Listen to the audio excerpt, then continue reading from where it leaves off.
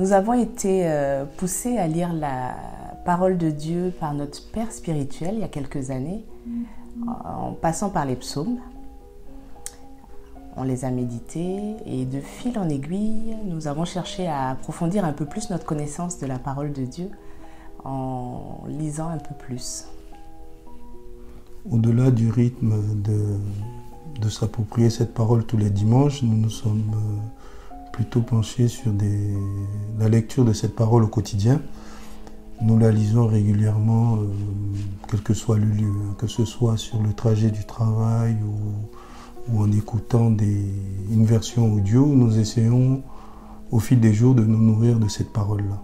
Et nous tentons de surtout l'appliquer au quotidien, ce qui n'est pas chose simple par moment, mais on essaie de s'y tenir et de suivre ce que Dieu nous demande, que ce soit au travail, que ce soit entre amis, dans notre famille, dans notre foyer, que ce soit avec les enfants.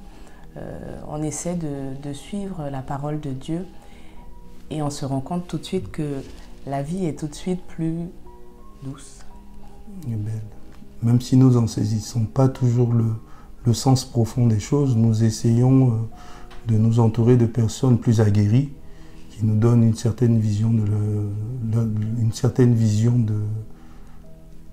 qui nous donnent leur expérience à la lecture de cette parole-là, et cela nous permet de franchir un cap dans notre foi. La lecture de la Bible nous a appris à nous laisser guider par la parole, à nous laisser guider et aussi à nous abandonner, ce qui n'est pas chose facile. Après plusieurs années de lecture de la Bible, on se rend compte encore que on découvre la Bible encore. Pas plus tard que dimanche, lors de l'homélie sur les noces de Cana, on a découvert ce texte sous un autre angle, complètement.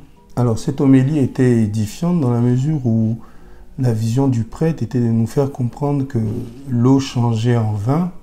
Généralement, personne n'essaie de s'expliquer le pourquoi du comment. En fait, c'était une façon pour Jésus de nous démontrer qu'il était là et que sa parole nous permettait de changer les choses de l'intérieur.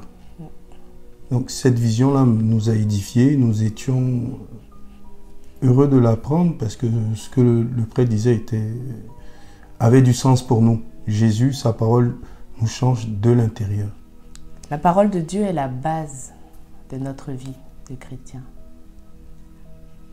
Dieu est bon. En tout temps.